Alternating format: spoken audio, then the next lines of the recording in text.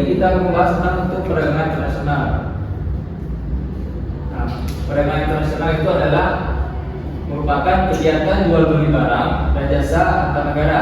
Nah, perdagangan ini terjadi karena tidak ada suatu negara pun yang mampu memenuhi semua kebutuhan ekonominya sendiri. Nah, jadi perdagangan ini dilakukan supaya adanya interaksi dari negara-negara yang memiliki sumber daya yang berbeda. Nah, contohnya itu apa? Kalau kita Indonesia ekspor barang ke apa? Misalnya minyak ke Singapura, Pak.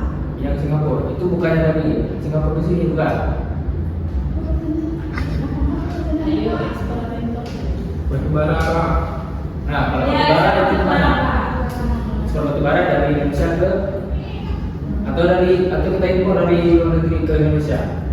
Indonesia ekspor keluar. Ekspor.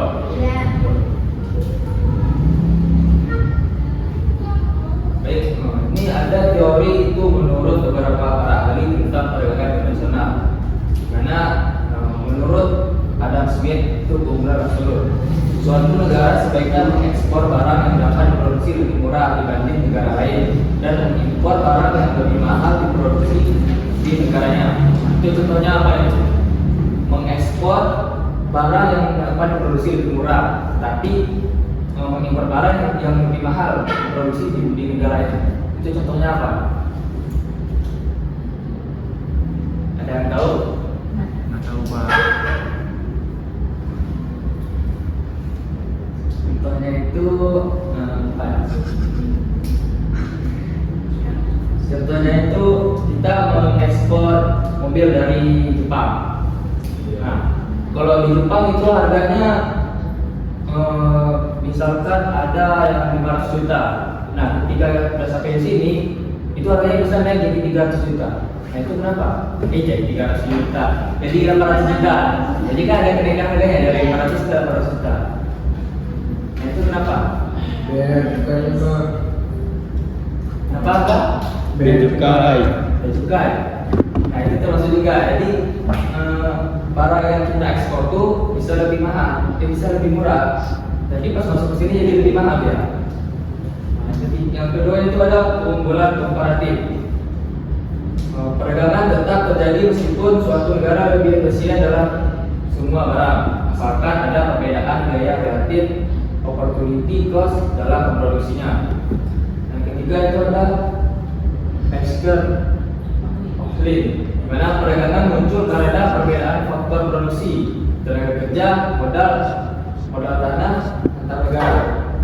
Nah, perdagangan ini muncul karena ada perbedaan faktor produksi, di mana di negara-negara itu dia berbeda-beda sumber daya alamnya. Seperti Brazil itu menghasil kopi, kalau di Singapura dari teknologinya, Jepang teknologinya juga. Kalau kita kan sumber dayanya banyak nih, tapi sumber daya alam tadi itu tidak semua ada di negara lain. Makanya itu kita memerlukan adanya ekspor dan impor.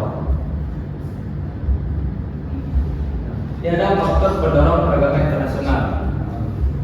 Mana perbedaan sumber daya alam? Seperti yang Pak jelaskan tadi, adanya perbedaan sumber daya alam, sehingga yang menjadikannya itu ada perdagangan internasional. Yang kedua, perbedaan kualitas dan kuantitas tenaga kerja.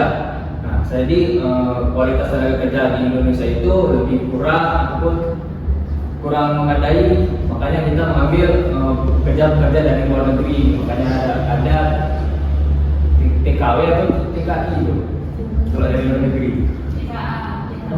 Oh ya, tenaga kerja asing. Nah, itu ya. Yang ketiga itu ada kebutuhan akan barang yang tidak dapat diproduksi di dalam negeri. Nah, itu contohnya apa?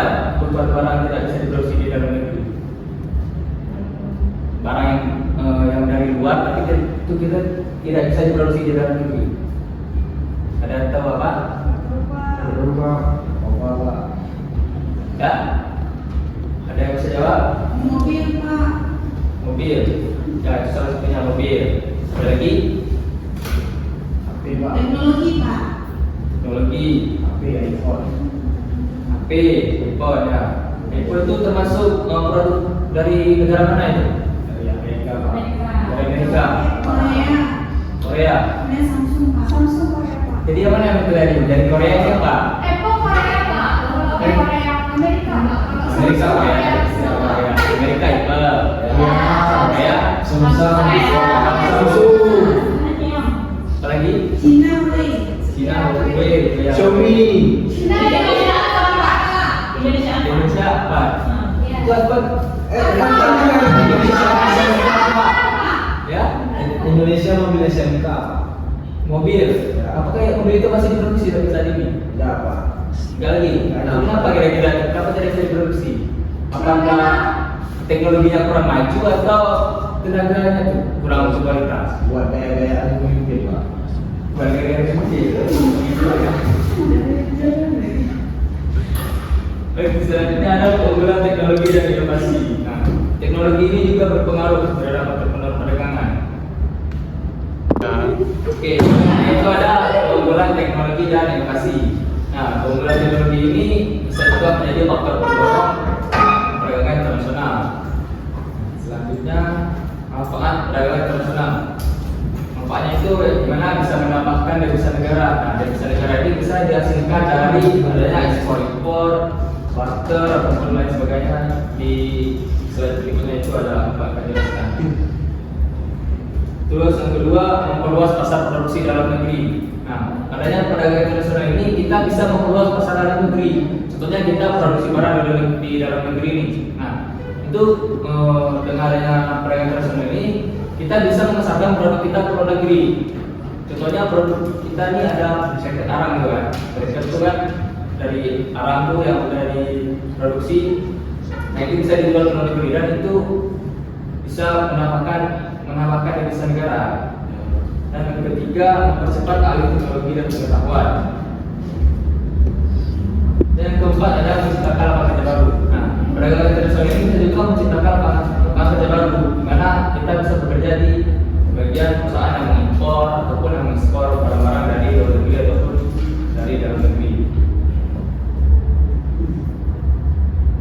Oke, selanjutnya hambatan perdagangan internasional. Nah, hambatan yang pertama itu ada proteksionisme, karena kebijakan pemerintah yang melindungi industri dalam negeri melalui tarif kuota ataupun subsidi. Yang kedua, perbedaan mata uang transaksi harus menggunakan kurs tertentu. Nah, pada saat kita mengekspor barang itu kita tidak memakai uang dari negara kita. Jadi mengekspor barang itu kita menggunakan kurs dari negara yang akan kita ekspor. Contohnya kita mengekspor beras dari Singapura ke Indonesia. Nah, itu menggunakan kurs Singapura. Oke, yang ketiga, perbedaan standar mutu dan regulasi setiap negara memiliki syarat dan ketentuan yang berbeda. Nah, jadi perdagangan internasional ini ada memiliki regulasi dari negara-negara tertentu. Jadi aturannya itu dari negara-negara yang melakukan perdagangan tersebut. Nah, yang kelima dan yang keempat adalah konflik politik atau perang dagang. Nah, jika terjadi konflik ataupun perang di antara negara yang menjalin perdagangan, itu bisa mempengaruhi perdagangan internasional. Seperti adanya perang di negara mana yang sedang perang sekarang ini ya? Ukraina dengan Rusia Pak. Nah, Ukraina dengan Rusia. Nah, itu bisa menjadi hambatan dalam perdagangan internasional. Dan yang kelima, transportasi dan distribusi yang tidak merata. Nah, adanya transportasi dan distribusi yang tidak merata itu juga membuat perdagangan internasional itu menjadi terhambat.